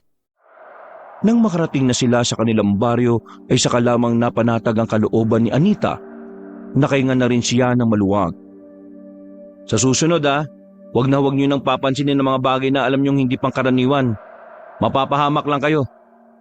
Wag din kayong lalabas ng mag-isa. Hanggat maaari, wag pumunta sa mga liblib na lugar nang hindi kami kasama ha. Pwede kayo magpasama sa amin kapag meron kayong gustong puntahan. At kapag papasok naman si Nitoy, pwede kayong sumabay sa amin. Maraming salamat sa inyo pero may pabor sana akong hingin sa inyo eh. Ano yun? Pwede bang huwag niyo munang sabihin kay Lola ang nangyari? Natatakot kasi ako na baka magalit siya. O baka naman mag-alala siya ng sobra at ma-stress pa siya. O sige, pero kailangan malaman ng mga tao na meron kaming nakaengkwentrong aswang Sasabihin na lang namin na wala kayo ron. Hindi na talaga normal ang lahat, Anita. Nagbabalik na sila. Napalunok na lamang ng laway ang dalaga. Nang makauwi na sila sa kanilang bahay, naabutan nila si Aling Linda na naghahain na ng hapunan. Nakangiting inabot ni Anita ang perang nasingil. Iyon! Maraming salamat sa inyo ha. Napagod ba kayo? Sakto ito. Merong tayong sinigang. Niluto ko talaga yan kasi alam kong gutom kayo pag-uwi. Lola? Pinandilata ni Anita ang bata. Nakuha naman agad ni Nitoy ang nais sabihin ng dalaga. Kumamot na lamang ito sa ulo. Bakit? Ano yan, Nitay? Wala po. Sabi kong sarap ng luto nyo kahit amoy pa lang. Diyos ko, nambola pa itong batang ito. Karne lang naman ang kakainin mo dyan kasi masyelang ka sa gulay. Matapos kumain, nagmuni-muni muna sa labas ang dalaga. Hindi pa rin nawala sa kanyang isipan ang mga nangyari. Ramdam pa rin niya ang kaba. Kahit anong gawin niyang tapik sa dibdib, ay hindi yun nawawala. Sinilip niya sandali ang kanyang lola at kapatid. Kita niyang nakaiga ng dalawa sa kwarto. Sinamantala niya ang pagkakataon na yun para lumabas. Pupunta niya si David sa bahay nito. Sasabihin niya ang tungkol sa misteryosong baryo ng mga aswang. Pero sa kalagitnaan ng kanyang paglalakad, si Benjamin ang kanyang nakasalubong. Nagkatinginan silang dalawa. Kahit na hindi niya yung kasundo, naisip niyang kay Benjamin na lamang sabihin total ay nakita na niya ito. Benjamin, may gusto sana akong sabihin. Kung tungkol na naman to sa pamangkin ko, bukas na lang. Hindi to tungkol sa pamangkin mo. Hindi ako mang-aaway ngayon. Seryoso ang sasabihin ko. Ano bang sasabihin mo? Diretsuin mo na nga ako. Tungkol ito sa mga aswang. Sa lugar kung saan sila nakatira. Sa mga aswang? Teka, anong nalalaman mo? Nung nakaraan, yung kinuwento ko sa inyong niligaw ng pamangkin mo yung kapatid ko, meron kaming natuklasan na isang lugar noon. Mga aswang ang naroon. Paano mo naman nalaman na aswang yon? Nakita mo ba? Oo, kitang-kita ng dalawang mga mata ko. Kami magkapatid. Pangit ang mga mukha nila. Kakatakot. Tapos, lumalabas-labas yung mahabang dila. Yung kuko nila parang nakakamatay. Tapos, umaangil. Parang hayop na matagal nang hindi napapakain. Sige, ituro mo ko saan yung lugar na yon. Anong gagawin nyo? Malamang pupuksain sila. Alangan namang makipagkaibigan kami sa kanila. Hindi ba delikado? Para kasing marami sila dun eh. Wala kaming pakialam kahit gaano pa sila karami. Uubusin namin sila. Ituro mo sa akin. Ngayon na? Oo. Umalma ka, Benjamin. Napatingin silang dalawa sa narinig nilang tinig na matandang lalaki. Naroon si Mang Pepe, ang albularyo ng kanilang lugar. Ito rin ang itinuturing na pinuno ng samahan. Hindi tayo pwedeng umatake kagad kahit na alam na natin ang lungga nila. Kailangan pa natin pag-usapan ang bagay na ito. Miss, ano pa ang nakita mo sa lugar na yon? Mga aswang lang. Tapos kabayan, yun lang po. Pero Mang Pepe, kung hindi natin sila aatakihin ngayon, baka makagawa pa sila ng paraan para makatakas. Lalo na't nakainkwentro namin ng ilan sa kanila. Hindi mo kailangan magmadali. Kaya nating isipin nila na wala tayong alam sa lokasyon nila. Nang sa ganun makampante silang kumilos. Saka natin sila iisa-isahin. Sa oras na mabawasan na natin ang kanilang bilang ng marami, saka tayo papasyal sa kanilang lugar. Iha, may tuturo mo ba sa amin ang eksaktong lokasyon? Opo, tandang-tanda ko pa po. Nadadaanan ko lang po yun kapag nagsusundot naghahatid ako kay Nitoy.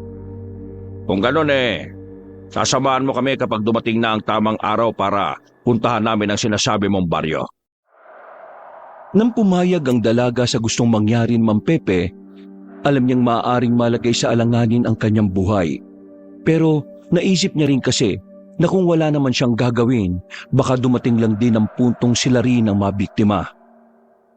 Kinaumagahan, Anita, ano nangyari sa short ng kapatid mo? Bakit naman punit yun? Tungkol doon. Ang likot-likot kasi kahapon eh. Sumabit siya sa sanga na nakausli. Diyos ko talagang batang yun Sobrang kulit kasi ng kapatid mo. Mukhang minana niya pa yata kakulitan ng papa mo. Ay nako, sana wag manahin yung masamang ugali. Hindi naman po siguro baka nagmana po sa ugali ninyo. Ay, siya nga pala. Narinig ko ang bali-balita ngayon dito sa atin. Itong sila Benjamin pala may nakaengkwentrong mga aswang. Ang kaso nga lang daw, hindi naman daw nila napatay. Mga nakatakas daw. Ay nako, eto nga ba sinasabi ko Delikado ang baryo ng mga aswang na yan. Buti na lang talaga, may mga samahan na kagaya ni na Benjamin. Noon lang, paano na lang kung wala? Ella, nakakita na ba talaga kayo ng aswang? Di ba nakwento ko naman sa iyo nung araw, nung buhay pa ang lolo ninyo. Nakakita kami ng aswang. Muntikan pa nga kami mabiktima Mabuti na lang talaga, nakatakbo kami sa maraming tao. Noon kasi, ang mga aswang, makakita lang sila na maraming tao takot na sila. Hindi yan sila nagpupunta sa mga lugar na matao. Pero ngayon, kakatakot na. Kahit na dito sa baryo natin na maraming tao baka hindi na sila natatakot Kaya ikaw Anita wag na wag kang magpapagabi. Kapag hindi mo kayang sunduin si Nitoy, magpasama ka na lang kina Benjamin o kaya naman kay David. Mahirap na. Mga taga Maynila pa naman kayo. bumuntong hininga na lamang si Anita. Sa mga nangyayari, naiisip niya na rin na hinga ng tulong ang dalawang binata. Ibaba na lamang niya ang kanyang pride dahil mas mahalaga sa kanya ang kaligtasan ng kapatid. 5 araw pa ang nakalipas, naging maayos naman ang buhay ng dalaga at ng kanyang pamilya. Sa kabila ng mga kababalaghan na nangyayari, nanatiling payapa ang mga buhay nila. Pero hindi pa rin siya naging kampante.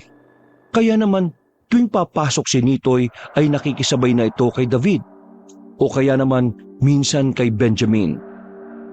Ate, kanina pa tayo naghihintay. Magagabi na. Pero wala pa rin sila Kuya David at Kuya Benjamin. Dapat pala ate, naglakad na lang tayo kanina pa eh. Ayan ka na naman. Huwag ka nga bang bida-bida. Nung nakaraan, munti ka na tayong mapahamak dahil sa kagagawan mo eh. Baka nakakalimutan mong inis pa rin ako sa'yo. Kaya manahimik na dyan.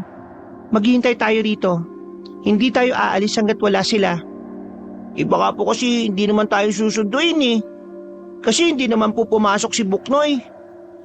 Ay naku, ang kulit mo. Sabi ng manahimik ka nga muna eh. Nakatayo lang ang dalawa sa harapan ng paaralan. Mag-iisang oras na sila roon. Wala nang ang estudyanteng lumalabas. Lahat kasi ay nakauwi na. Kaya naman, hindi na rin maiwasan ni Anita na mag-isip ng kung ano-ano.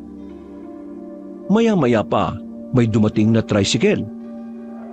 Anita! Nitoy! Tara, sakay na! Sabi sa'yo, darating sila eh. Ha? Wala ka naman sinabi ah. Pasensya na kayo ah. Medyo natagalan eh. Pinaayos pa kasi namin tong sira sa bandang gulong. Pero ngayon, ayos na. Ito na magiging service natin palagi. Nasaan na yung pulseras na bigay ko sa'yo? Ito, suot ko pa. Mabuti naman. O sige na, sumakay na kayo. Hindi na sila nagtagal doon.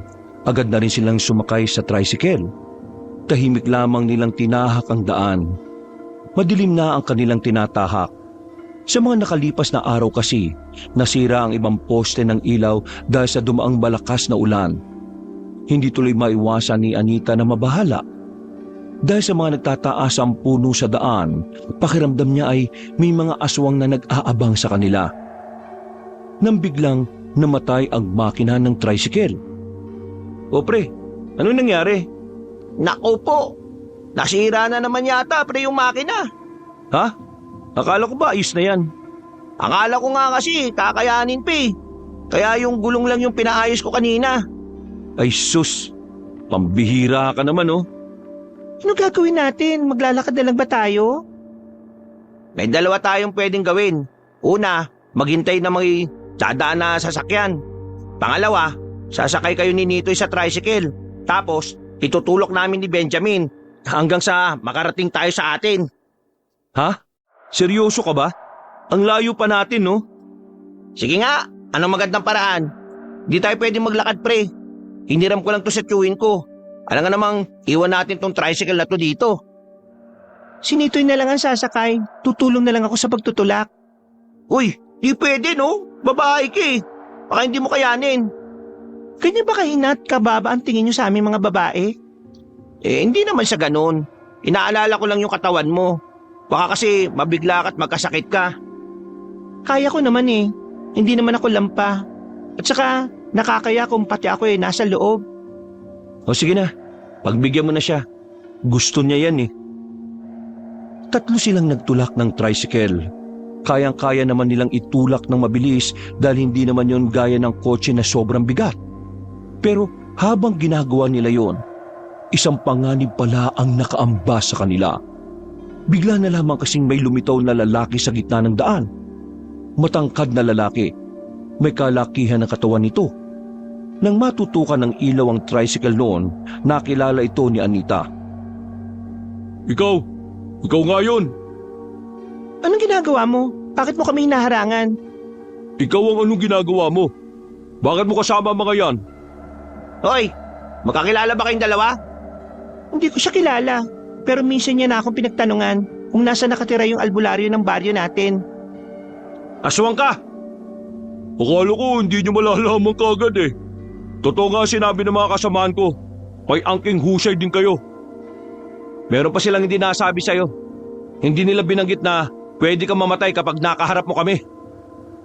Anita, hawakan mo ang kapatid mo ah. Matakip na lang din ang mga mata. Papapalabang kami ngayon. Agad na kinuha ni Anita ang kanyang kapatid. Ramdam niya ang takot ng bata. Nanginginig yon sa takot. Kahit siya, hindi niya rin mapigilan na mabilis na pagtibok ng kanyang puso. Sa tingin niyo ba, haharap ako sa inyo ng mag-isa kung hindi ko kayo kaya? Abay malay namin kung bida-bida ka lang. Kunwari malakas pero papogi lang. Hindi ba pre? Ayoko na maraming shot-shot. Tapusin ka agad natin to. Malaking sagabal kayo sa mga plano namin eh. Di simulan mo. Dinukot na ni Benjamin ang kanyang itak. Ganon din si David. Hindi nagtagal, agad na umatake ang lalaking aswang. Nagmamadaling lumapit yon sa kanila. Sinalubong naman ito ni Benjamin. Pagkagupit nito ng itak, nakailag ang lalaki. Marunong din ito makipaglaban base sa kilos nito. Dalawa na kayo pero hindi niyo pa rin ako matamaan. Ha! Mga mahihinang nila lang.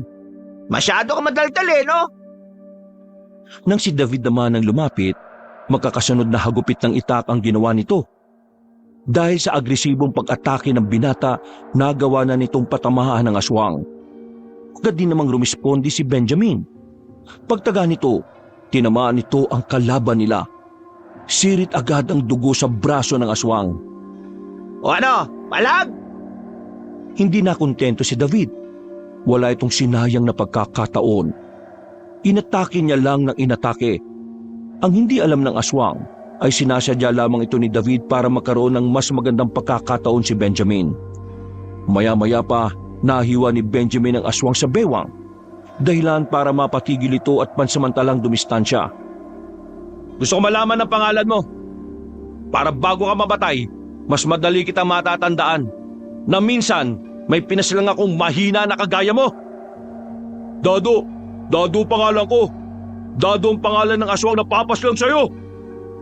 Muling lumusob si Benjamin. Pero sa pagkakataong ito ay tila biglang lumakas ang kalaban nila. Bumilis din ang kilos nito kumpara sa mga naunang minuto. Tinamaan ng suntok si David. Natumba agad ito dahil sa lakas ng kamao ng kalaban nila. Mabuti na lamang, agad na nakaresponde si Benjamin. Hinataw nila ulit ng itak ang lalaki, pero hindi na yun tinamaan. Mabilis na nakaiwas ang aswang. Sa halip, isang malakas na suntok din ang pinatama nito sa tagiliran ni Benjamin. Nabitiwan ng binata ang itak. Dinakma siya sa ulo at saka binalibag na malakas. Tumama pa si Benjamin sa harapan ng tricycle. Sa puntong ito, nabahala na si Anita. Sa nakikita niya, tila mahihirapan ng manalo ang dalawang binata. Nag-isip na siya kung tatakbo na silang magkapatid pero tila nabasa yata ng aswang ang binabalak niya. Tumingin yun sa kanya ng nakangisi.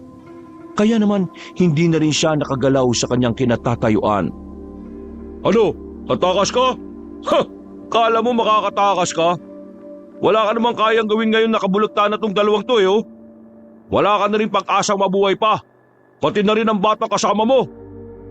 Huwag! Sa'yo damay! Huwag na lang! Hoy! Kami kalaban mo! Huwag ang mga taong alam mong walang laban sa'yo! Oh, nakakabangon pa pala kayong dalawa. Akalain mo nga naman. Akala ko ganun lang kayo kahina eh. Pinahangaan niyo ako Muling pinagtuunan ng aswang ang dalawang binata. Bigla na lamang itong gumapang na mabilis at dinamba si Benjamin. Humaba ang kuko nito. Nang kakalmutin na sana nito si Benjamin, bigla na lamang may tumarak na palakol sa ulo ng aswang. Dahil dito, agad na nakaalis si Benjamin sa ilalim ng kalaban nila. Pagtingin nila sa gilid, naroon si Mang Pepe, ang albularyo na pinuno ng kanilang samahan. Mang Pepe, paano kayo napadpad dito? Kung saan may gubat, dapat alam niyong sa gabi nandun ako. Sa wakas, nakita ko na rin ang isang to. Hoy, ikaw! Matagal mo na akong hinahanap, di ba? Oo, ikaw nga! Pepe! Gigewang-gewang na ang aswang. Napuruan ito ng palakol sa ulo. Pasensya ka na at hindi tayo nagkaroon ng matinong laban. Inabutan kita sa ganitong paraan. Pero bagitong aswang ka pa. Hindi ko ang gusto ko makaharap. Nasaan ang amo mo? Hindi na sumagot ang aswang na si Dado. Tumawa na lang ito hanggang sa tuluyan na nga itong bumagsak at malagutan ng hininga. Napailing na lamang si Mang Pepe. Kayong dalawa naman, ang tagal nyo na sa sabahan, hindi nyo malang inayos tong laban. Kung kaninin nyo pa binira sa ulo yan, edi patay na yan. Masyado kasi siyang mabilis kanina. Pasensya na ho. Walang magagawa ang pasensya. Ang mahalaga, ligtas na kayo. Napatay natin ang kanang kamay ni Efren. Teka, kasama niyo pala magkapatid. Anita, ayos lang ba kayo? Opo, ayos lang po kami. Kinabahan lang po kami kasi akala ko makakain na kami ng mga aswang. Huwag ka mag-alala, ligtas ka na. Patay na ang aswang na ito. Ate, uwi na po tayo. Natatakot na po ako eh.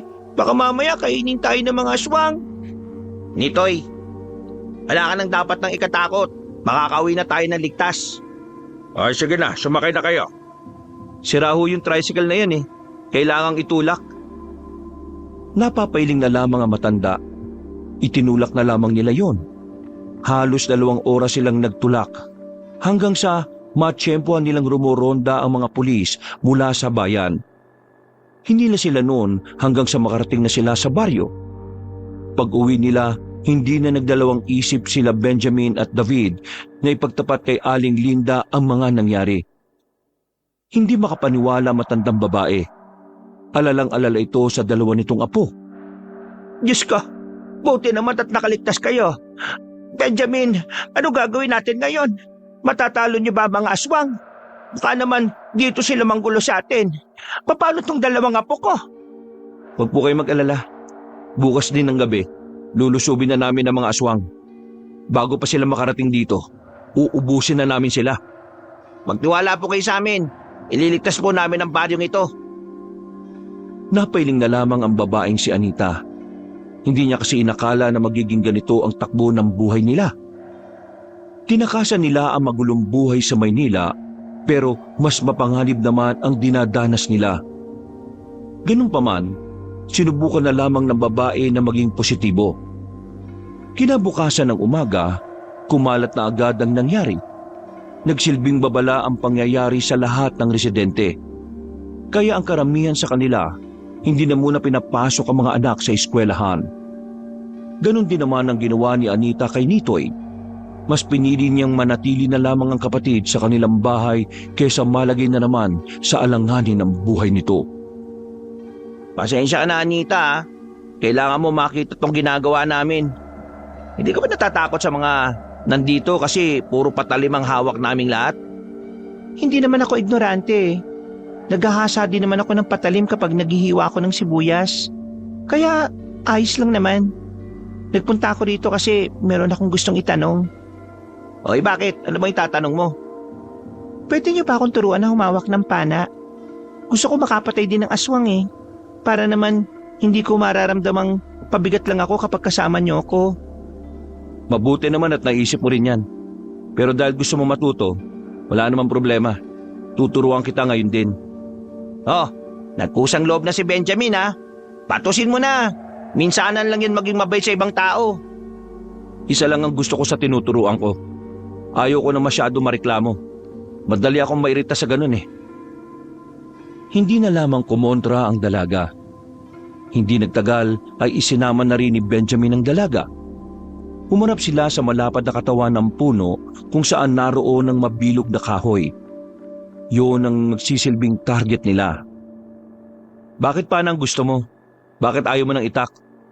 Hindi ko kasi alam kung kaya ko ba makipagharapan eh. Tumango na lamang si Benjamin. Nang simulan na nila ang pag-aaral sa pag-asinta, hindi naman nahirapan si Benjamin sa dalaga. Marunong makinig ang babae. At kahit hindi pa ito nakakatama sa gitna, masasabi ng binata na kahit papaano may potensyal si Anita sa bagay na yon. 3 oras ang nakalipas, natapos na rin ang pagsasanay nila. Nangalay ang braso ng dalaga at nakaramdam na rin ng gutom. Maraming salamat Benjamin ha. At pasensya na rin pala kung ano man ang mga nasabi ko noong unang beses tayong nakita. Wala yun. Aminado rin naman na mali yung mga sinabi ko. Hindi ko dapat sinisisi ang mga babae na babastos dahil lang maikli ang suot nila. Natutunan ko na ang bagay na yon. At hindi na ganun ang pananaw ko. Mabait ka naman pala eh. Siguro, bawas-bawasan mo na lang yung pagsimangot mo. Mas nakakabata kapag lagi ka nakangiti. Matapos yun, Umuwi sila sa kanila para magpaalam sa lola niya. Halos mangiyak-ngiyak ang matandang babae nang malaman na kasama siya sa sasabak. Sinubukan siyang pigilan ng matanda, pero buo na ang kanyang loob. Sasama siya sa mga manunugis para sa ikatatahimik ng kanilang lugar. Paano kung may mangyaring masama sa'yo roon? La, magtiwala lang kayo sa akin. Nag-aral ako kanina kung paano humawak ng pana. Tinuruan ako ni Benjamin.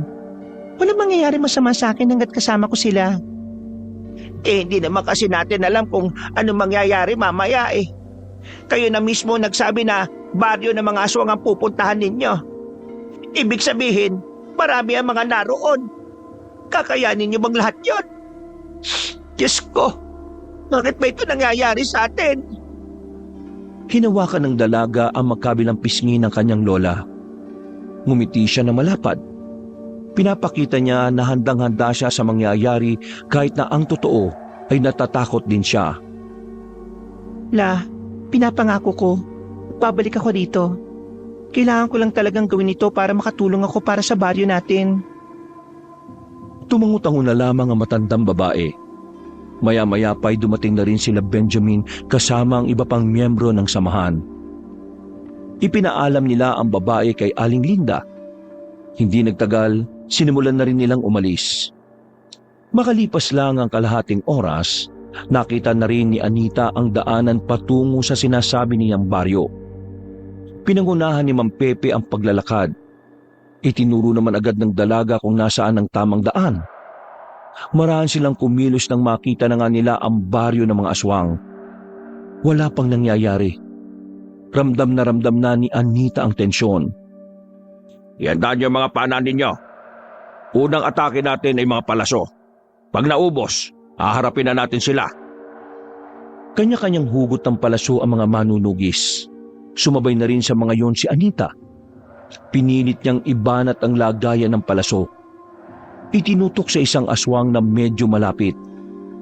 Pagsenyas ni Mang Pepe, sa kanila binitiwan ng palaso. Tumama ang lahat ng palaso ng mga manunugis. Maliban na lamang kay Anita na hindi man lang umabot sa inaasinta niya. Pero hindi siya tumigil hanggat hindi siya nakakatama. Bumunot lang siya ng bumunot.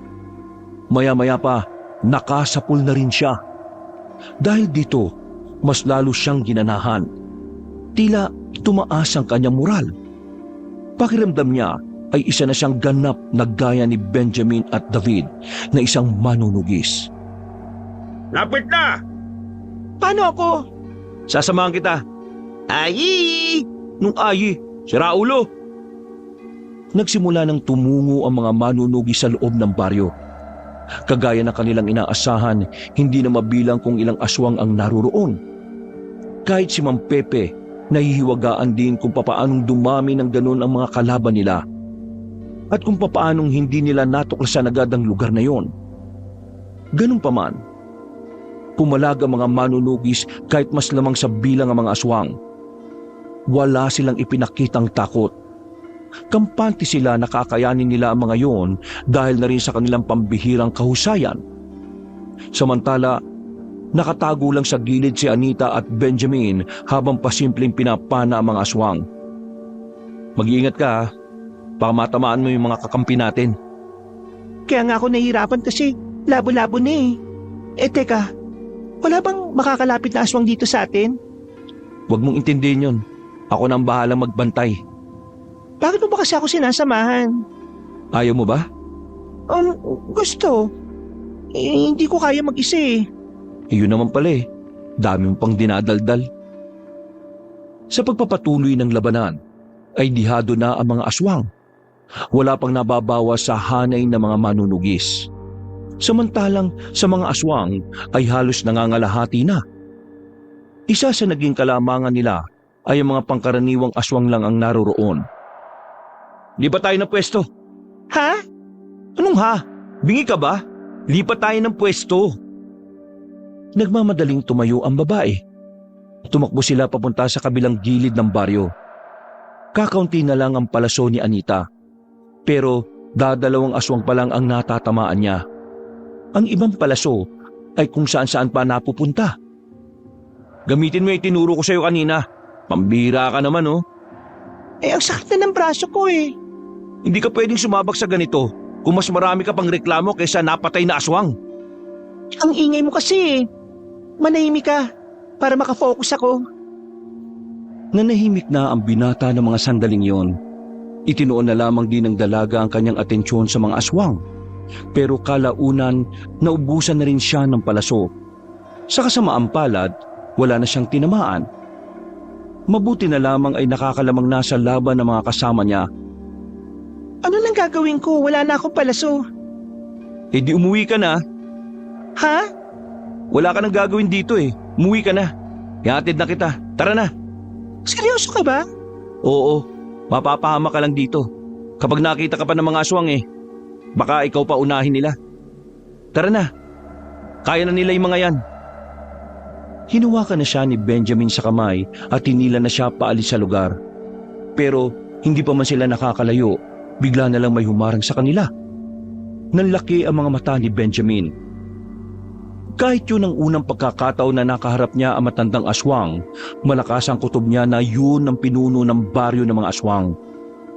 Mukhang bawi na yata kayo, iho, ha? Sino ka? Aswang ka rin no? Bakit bang hilig niyong humarang sa daan? Anita, huwag ka magsalita. Yan ang pinuno ng mga aswang. Pinuno? Kusang nagtindigan ng balahibo ng dalaga na mapagtanto yun. Nagtago siya kaagad sa likuran ni Benji. Nanlalamig ang kanyang palad dahil sa takot. Tuwang-tuwa siguro ang mga kasamaan mo dahil pinagpapapaslang lang nila mga walang kwentang kalahi ko. Pero alam mo ba kung anong kakaiba sa nangyayari ngayon? May gagamitin ako para bumagsak ang mga manunugis. Anong binabalak mo? Gusto mo malaman? Nabigla na lamang si Benji nang biglang tumalon ng mataas si Mang Efren. Napunta ito sa likuran nila. Walang kahirap-hirap na hinablot ang babaeng si Anita. Pagkatapos, sinipa nito ng malakas si Benjamin. Tumilapon ng lalaki. Si Anita naman ay sinuntok na matanda sa sikmura na agad din namang nawala ng malay. Ito ang plano ko. Ang papiliin kayo sa tatlo. Susubukan pa sana habulin ni Benjamin si Mang Efren pero inilabas na nito ang malapad na pakpak at agad na umalis. Dala-dala ang babaeng si Anita na walang kaalam-alam sa mga nangyayari. Nagising na lamang siya nang marinig na niya ang tinig ng kanyang lola at ang kanyang kapatid. Pagtingin niya sa gilid, nakita niyang nakagapos ang bata at matandang babae sa haligi. Nitoy, Lola? Sino? Bakit kayo nakagapos? Ikaw rin, Ti. Ano nangyari? Nakagapos ka rin. Anong mangyayari sa atin? Pinagsama-sama ko na kayong tatlo sa mismong bahay ninyo. Huwag kayong mag-alala. Maya-maya lang, may darating na rin dito para iligtas kayo. Ang kaso nga lang, kailangan nilang mamili sa inyong tatlo kung sino lang ang pwedeng iligtas. O pwede rin namang buhay ninyo kapalit ng buhay nila. Ano pa rito? Wala kami kinalaman sa alitan ninyo. Oops! Huwag kang ganyan. Nakita kita kanina na may hawak ang pana. Dalawa nga lang ang tinamaan mo. Tapos, naubos na yung palaso mo nang wala kang napala. Kung sino ka man, nagmamakawa ko sa inyo na huwag nyo na kaming idamay pa. Mga simpleng tao lang naman kami. Ang kaso, hindi ako magdedesisyon kung pakakawalan ko kayo o hindi. Hintayin na lang natin sila. Mamaya naman siguro narito na rin sila. Magsisimula na rin ang magandang palabas. Gagawin niyo sa baryong to. Bakit gustong-gusto niyong sakupin? Oh, akala ko ba wala kayong kinalaman? Bakit mo alam ang bagay na yan? Ikaw masyado ka maraming nalalaman Oras na yata para tumikom ang bibig mo habang buhay. Hindi ko alam kung anong pinagmulan ng mga pinaglalaban niyo. Pero hindi tama na idamay niyo ang mga taong walang kaalam-alam. Kung may problema kayo, Wala kang karapatang magsalita. Dahil ang alam mo lang ay ang mga kwentong naririnig mo. Nasabihin ko sa iyo, ang baryong ito ay dating baryo ng mga aswang. Inagaw lang sa amin ito ng mga sinaunang albularyo at manunugis. Ngayon, wala na sila rito. Babawin ko na kung ano man ang totoong sa amin. Masama ka? Bad ka? Hindi ka mapapatawad ni Lloyd? Hoy, Bata, huwag ka maingay ha. Kasi alam mo, nangangain ako ng batang maingay. Bigla na lamang nagbago ang anyo ng matandang aswang. Lalong naiyak ang batang si Nitoy. Nanginginig na ito sa takot. Naihi na rin ito sa salawal. Nakikiusap ako. Huwag mo nang takutin ang apo ko. Wala siyang kinalaman dito. Bata lang siya. Okay, sige. Madali naman akong kausap eh. Maawain din naman ako sa mga bata. Muling ibinalik ni Mang Efren ang itsura niya sa dati. Tawa ito ng tawa. Para nitong mamamatay sa kakahagalpak. Awang-awa naman si Anita sa kanyang kapatid. Nagsarado ang kanyang mga kamao. Napaksama mo. Maraming salamat sa papuri, Iha. Ang mga ganyang salita ay mas lalong nakakapagpagana sa kalooban ko. Biglang napalingon si Mang Efren nang maramdaman nitong may mga dumating sa labas. Winasak nito ang pintuan at inihagi sa labas. Mula sa loob, natanaw ni Anita sila Benjamin sa labas. Kasama na nito si Mang Pepe at si David. Nandyan na pala kayo. Mabuti naman at dumating na kayo kaagad. Kanina pa kasi ako naghihintay eh. Akala ko pababayaan nyo na lang na mamatay tong tatlo sa loob eh. Gawain ba talaga ng isang pinunong aswang na nagamitin ng ibang tao para makalamang sa laban? Matanda ka na. Dapat alam mo na isang tunay na leader kayang umisip ng magkakaibang paraan para manalo sa laban. Kung gano'n masasabi kong pangmahinang paraan ang naisip mo. Sige, sabihin na nating mahina. Pero ito ang problema natin ngayon. Pamili ka, buhay mo o buhay nilang tatlo. Sinasabi mo bang pakakawalan mo sila kung sasama ako sa'yo? Sasama sa akin. Pakakawalan ko lang sila kapag napatay kita ngayon. Ikaw lang naman ang problema ko eh. Wala akong pakialam sa mga bata mo dahil wala ngang kwenta mga yan. Pakawalan mo muna sila, saka ako papayag sa gusto mo. Hindi naman ako bata para gawin yon. Ikaw ang lumapit sa akin, saka ako sila pakakawalan. Huwag tayong maglukuhan dito. Kung ganyan ang gusto mo mangyari, wala tayong mapapala kasi hindi ako magtitiwala sa'yo. Kung patayin ko na lang kaya sila, kaya niyo bang makita na mga nakakalat ang mga laman loob nila? Natigil ang kanilang pag-uusap nang maramdaman ni Mang Efren na may paparating na palaso sa kanyang direksyon. Pinukula na pala ito ni David na nakatago sa di kalayuan. Pero sa kasamaang palad, nasalo na matandang aswang ang palaso. Kinuha naman ni Mang Pepe ang pagkakataong yon para tagain si Mang Efren. Tinamaan niya yon sa dibdib.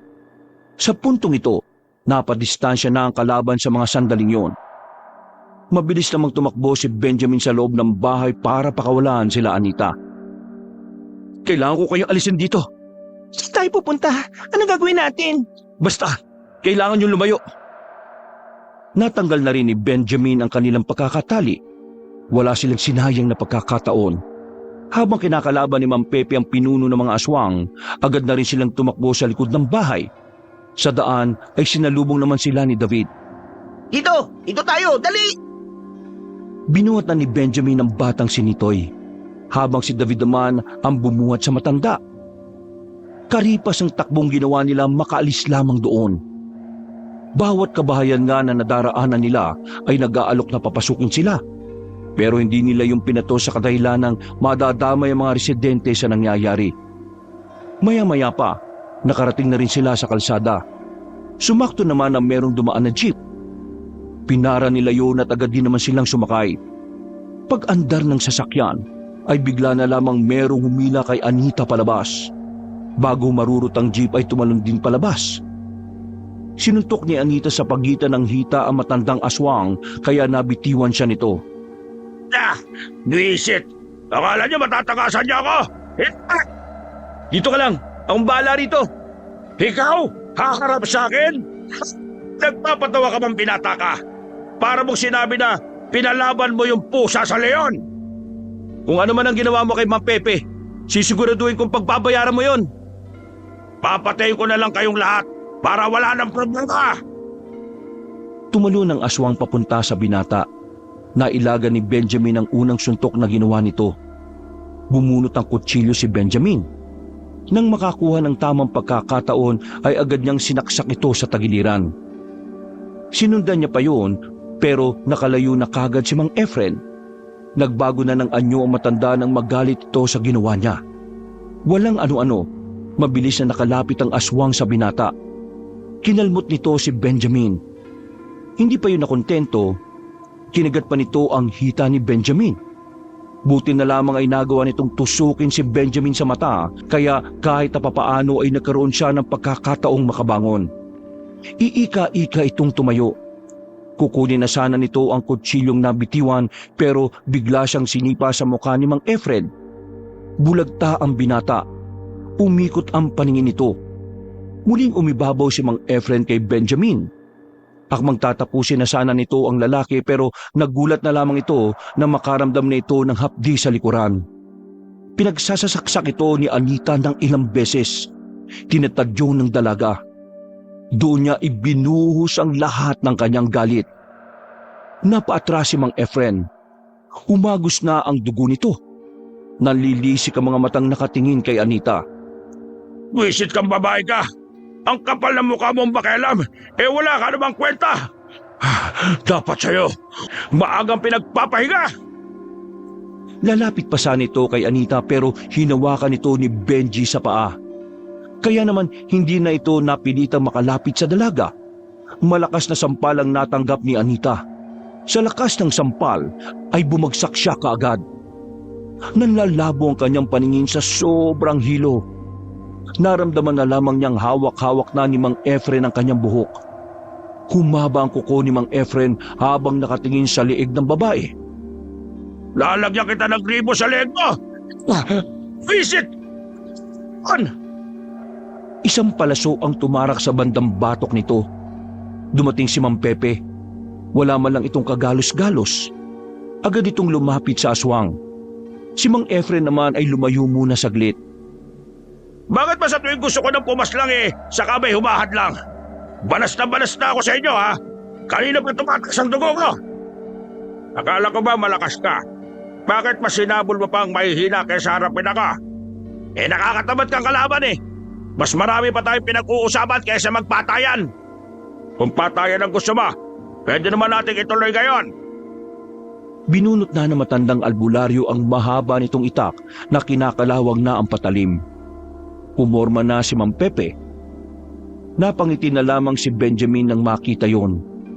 Alam kasi ng binata na kapag gano'n na ang tindig ni Mang Pepe, seryosong-seryoso na ito sa laban. Si Anita naman, bagamat malinaw na ulit ang kanyang paningin, hindi pa rin siya makatayo. Nakikita niya ang mga nangyayari pero wala siyang magawa. Parang panandali ang nakomatos ang kanyang katawan. Benjamin, Anita, igaganti ko kayo sa siraulong ito. Manood na lamang kayo at magpahinga. Tingnan natin kung tumagal ka sa akin. Babalasahin kita, makikita mo! Parang mabangis na hayop na lumusob si Mang Efren. Ang mahaba nitong kuko ang nagsisilbi nitong sandata. Pero madali lang yung nasasalag ni Mang Pepe gamit ang itak nito. Kalaunan, tinamaan si Mang Pepe sa balikat. Pero hindi yun naging dahilan para mapabagal ang kanyang galaw. Tila walang nangyari. Normal pa rin ang kilos. At ang bawat wasiwas nito ng itak ay nagdudulot pa rin ng pagkabahala kay Mang Efren. Nagkaroon na ng pagtataka ang aswang. Hindi nito malaman kung papaanong tumatagal ang matandang gaya ni Pepe. Si Mang Pepe naman, ilag lang ng ilag. Binabasa nito ang bawat kilos ng kalaban. Mga ilang sandali lang, nakakuha na ito ng tamang pagkakataon. Isang malakas na hataw ng itak ang ginawa nito sa tagiliran ni Mang Efren. At dahil dito, tila natigilan ng aswang. Nanlalaki ang mga mata. Hindi makapaniwala sa nangyari. Pinagbibigyan lang kita kanina. Dalawak mo ang 3 sibilyan. Pero ngayong wala akong dapat na alalahanin pa. Ipapakita ko sa iyo ang tunay na ako. Bakit? Sino ka ba? Isa ka ba sa anak ng mga sinaunang manunugis na nagnakaw sa baryong ito? Oo. Ako ang isa sa anak nila. At hindi nila ninakaw ang baryong ito. Kayo ang unang nagpalaya sa mga taong naririto noon. Binawi lang ng mga ninuno namin ang lupain ito. Kasinungalingan! Magmamayari ng mga aswang ang baryong ito. Hindi ko sa inyo! Wala na akong pakialam kung anong gusto mong paniwalaan.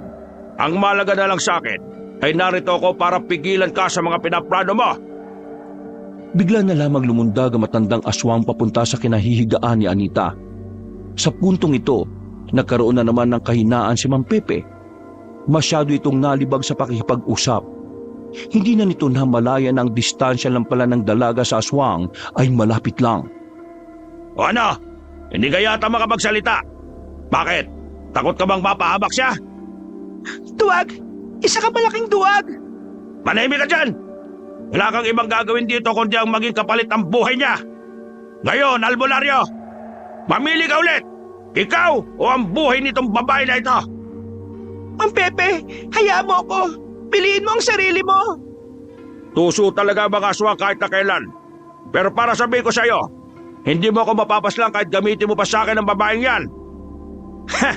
Sinasabi mo bang mas pipiliin mo ang sarili mo kaysa sa kanya? Mismo! Anong klaseng pinuno ka?